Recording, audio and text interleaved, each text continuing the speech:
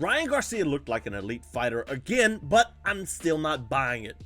This is the same guy who failed a VADA test after the biggest win of his career and then lost to Rolando Romero. And then he comes back against Mario Barrios, controlled, composed, disciplined, a completely different version of himself. But we've seen this version of Ryan Garcia before, just long enough to believe in it before everything falls apart again. So yeah, Ryan Garcia, he looked incredible. Does it actually mean anything, or are we just watching the same cycle play out again? So first of all, yes, let's give Ryan Garcia his due, because boy oh boy was that a blistering, hot performance from the guy who everybody thought had fallen off. And make no mistake about it, like, I never once thought Mario Barrios was actually going to be a threat to Ryan Garcia. No, I didn't think that one bit. But what I will say is, what we saw from Ryan Garcia was promising. I'm not on board the Ryan Garcia's back hype train yet. I am not there. I am nowhere near there. I don't know how long it's going to take for me to be there. But the weapons he added, the holes he's kind of sewn up, the things he did to become a better boxer between the Rolly Romero fight and now, very promising. Very, very promising, actually. The story of the night was the right hand. All of a sudden, Ryan Garcia, who lost to Romero because of the left hook, the right hand, boom, was the number one weapon. Not the left hook. His left hook is always great, and it's still great, right? His left hook is still fantastic. But this was different because Garcia's right hand was the number one weapon. He really did take lessons home from that Rolly Romero fight. If you remember, think back to that horrible Times, you know what I mean, the ring card. I almost said Times Madison, Times Square Garden. Think back to that.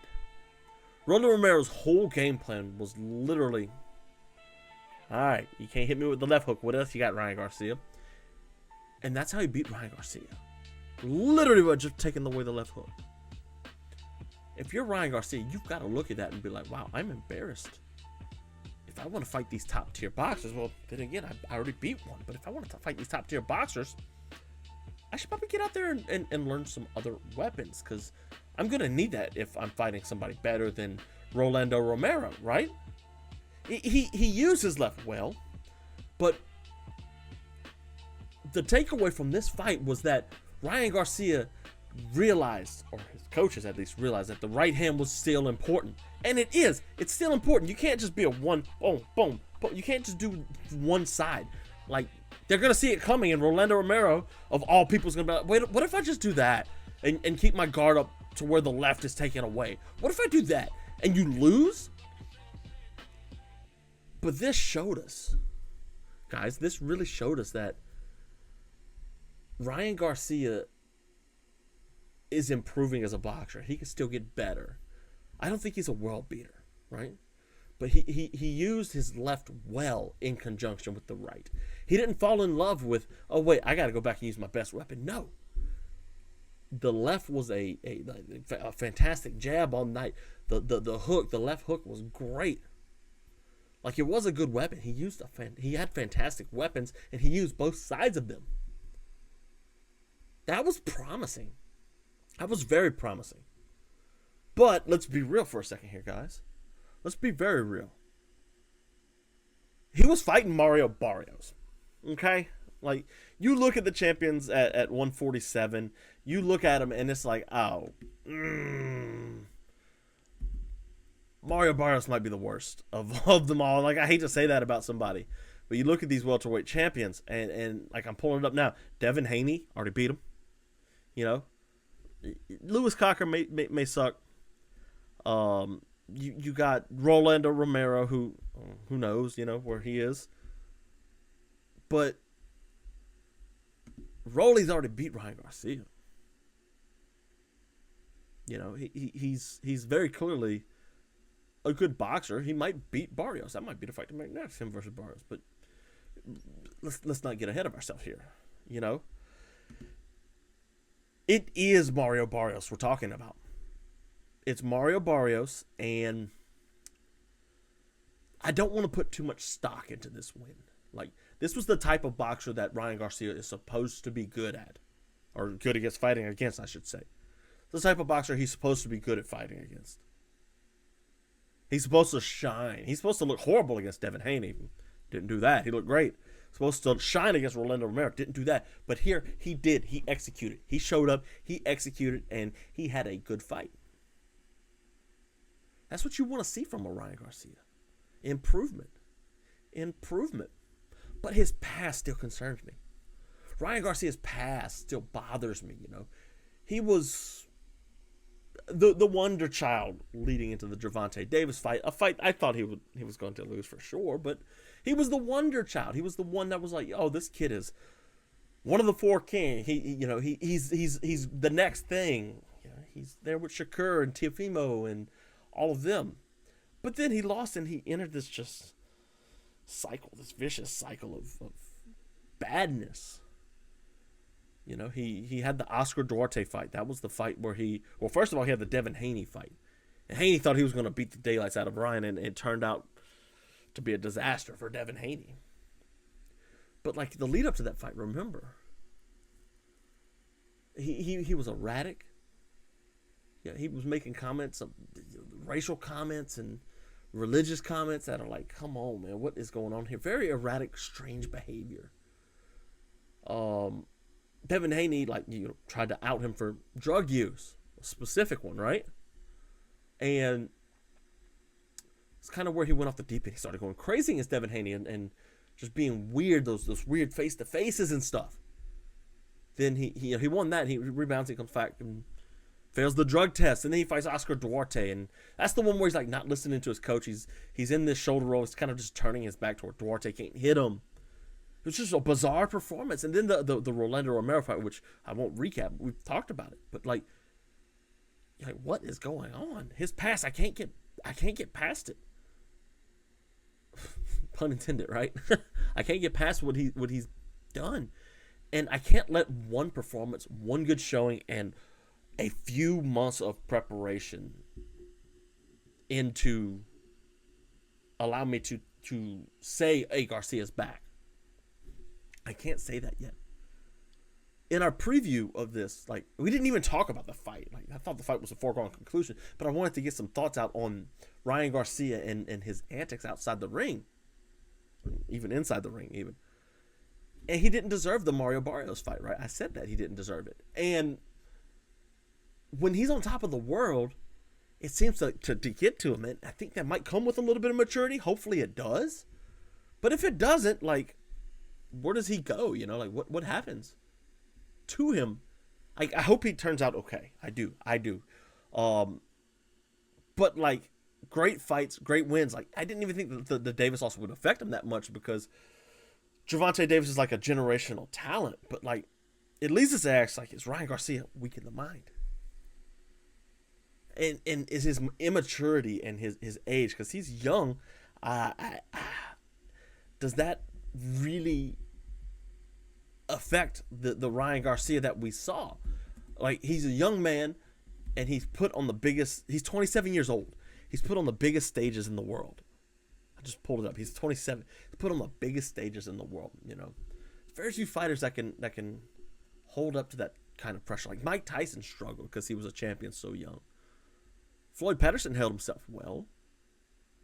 But Wilfred Benitez youngest champion ever, 16, 17 years old. He was a world champion, and he couldn't hold on to the title. He ran into Sugar Ray, one of the four kings, Sugar Ray, Hagler, Hearns, or my favorite,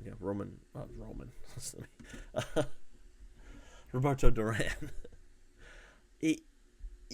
At the biggest stage, now that he's champion, will he revert back to his bad habits? Oh, I know better than my coach now. I know way better than my coach. I'm not worried about it. Will he revert back to those bad habits? Is he weak in the mind? What will another loss do to him? Because he's got some boogeymen coming after him. Some boogeymen. Devin Haney looked great against Brian Norman. I don't know what a Haney, if Haney has to fight that Ryan Garcia, he's in trouble. But what happens when he fights a Teofimo Lopez? Or if he gets in his head and Conor Benn comes down, a bigger 160-pound Conor Benn comes down and says, hey, let's go, Ryan Garcia, because they've been yapping back and forth too. Yeah, I think he's got big names in that have him in his sights because he's a big name and people enjoy watching him fight and whatnot. But you think to yourself, like, will this young man hold up? He's 27. He has so much time. He can get better. And he apparently is. But will he show up? That's the biggest question. Ultimately, we just need some consistency for Ryan Garcia, for him to win back our graces, right? We need some consistency from him. We need to see, oh, this young man, he's the champion now. Let's go let him unify with somebody that's not Devin Haney, you know? Let's let him run it back with Rolando Romero. That's kind of a big stage. It's not quite the biggest stage like a Devin Haney or Shakur, especially Shakur now. It's not quite the biggest stage.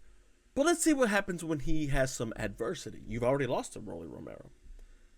I need him to stop selling fights with his antics. I need to start selling fights with his fist. And that's what he did this weekend. He was just selling fights with his fist. That's ultimately what I want to watch is good boxing. I don't want to watch a guy going off the rails just because he thinks it sells a fight. Like, it's really not that entertaining to me, if I'm being honest. Like the whole Floyd Mayweather stuff. Floyd, I like Floyd for his reasons. I like Floyd because he was a pristine boxer. Just the same reason I like Shakur Stevenson and Terrence Crawford. That's why I like Canelo. Why I like Roberto Duran. They sell the fight with their fists. Sure, they'll yap and stuff. Sure, and that's interesting sometimes. But he's selling the fight with his fist. And that's what Ryan Garcia did against Mario Barrios. Sold the fight with his fist. Now, his next fight, again, we've talked about it. Like, the next fight he's got, they are some boogeymen coming after him. Shakur wants a piece of that because Shakur knows he beats him. That is the worst possible fight for Ryan Garcia to take. And I will say, like, it is interesting thinking about how does Shakur Stevenson handle the speed of Ryan Garcia, because I don't think Shakur Stevenson's fought anybody as fast as Garcia. But if you watch that fight and you watch ringside, you see Terrence Crawford kind of sitting there the whole time. Crawford, I don't think, moved. He's just sitting there kind of like, My dude Shakur beats the brakes off this guy. He sits there the whole time like he knows like Shakur beats him. It's the worst possible fight for him. But like Garcia doesn't throw enough volume, and I've said it time and time again. Like to beat Garcia, to beat Shakur Stevenson, you're gonna need the volume. William Zepeda, he said William Zepeda was his hardest fight because of the amount of volume thrown.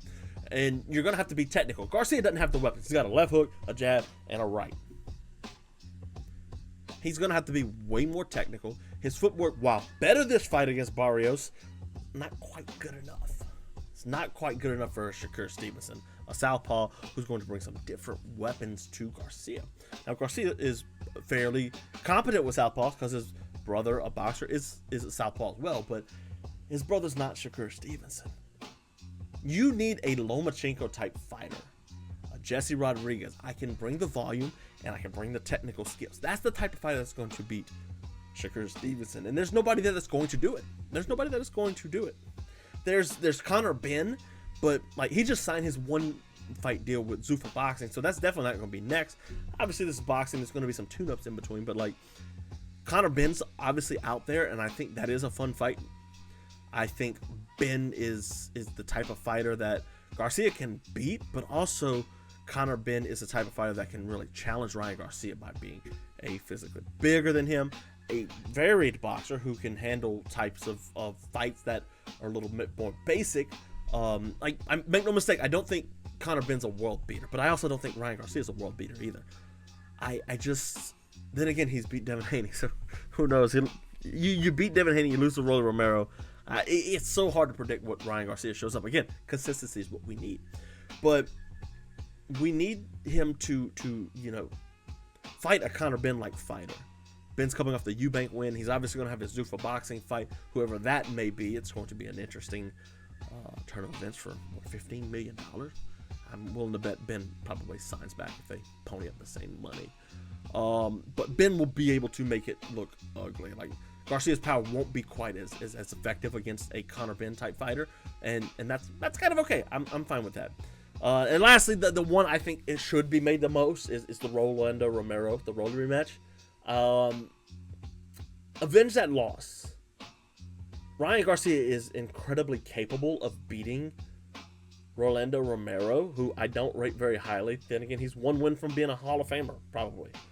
If Rolly goes out there and beats like a Devin Haney or somebody, it's like, oh yeah, he's in the Hall of Fame. It's 3 great wins under his belt now. That's the fight to make because it's the best option. It fixed the loss, and it'll give us something to compare. You know, you could put Shakur versus whoever in the main event of one of these cards and then have Garcia supporting it to kind of set it up and put that against Rolando Romero. You know, there's like Dalton Smith out there or Pitbull out there that Shakur can fight and comfortably beat. So you put those two together and then you get them in the middle of the promo. And then you get the Saudis to pony up one last penny because they're running out of money. One last penny to fight them. And we get to see Shakur become best fighter in the world.